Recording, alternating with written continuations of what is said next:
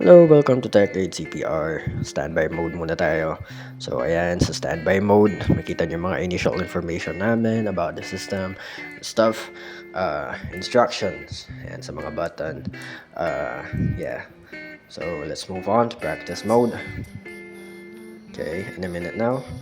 So, ayan, may mga instruction, how to conduct proper CPR, side, a pop-up, and also the instruction of the system.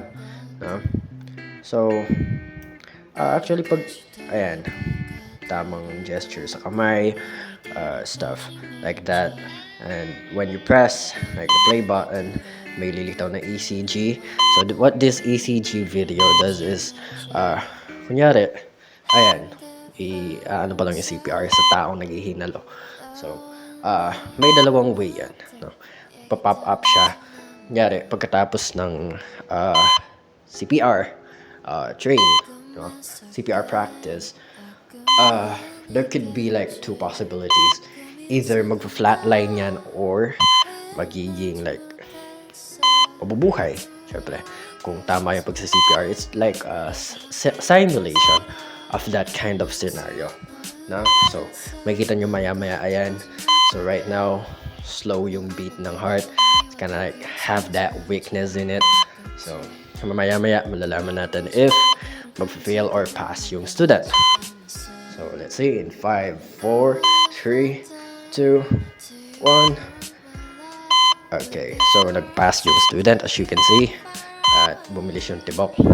That indicates that alive or living yung patient.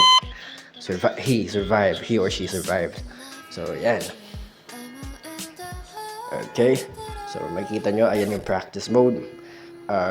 Right now, ito test natin. May danger alert yan. Kapag nasa red zone na siya, ayan, maririnig nyo naman. Okay.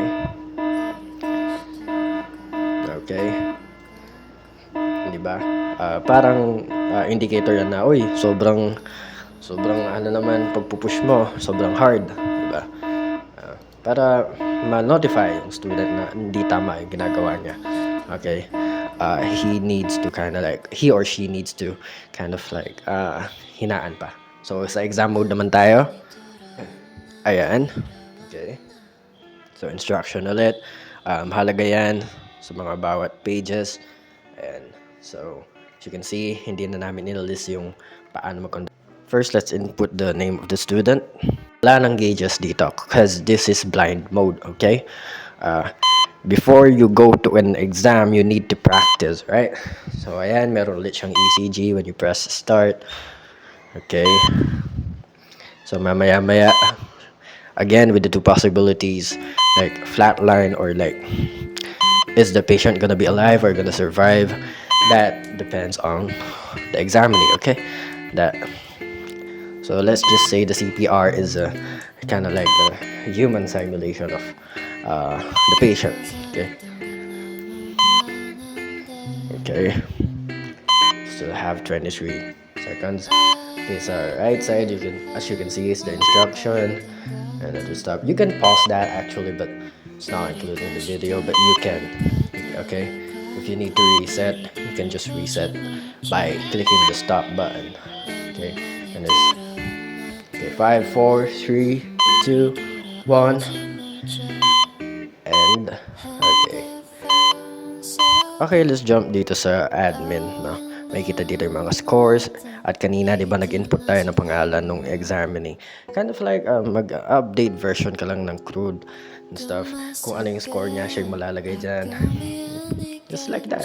Automatic. And then, ayan, maglagay tayo ng dummy values para makita natin na gumagana yung ranks. Pag may red indicator yan, that means that the student failed. Diba? So, ayan. Yan siya. Kapag green naman, that means that the student passed. No? At may mga kanya-kanyang ranks na sila.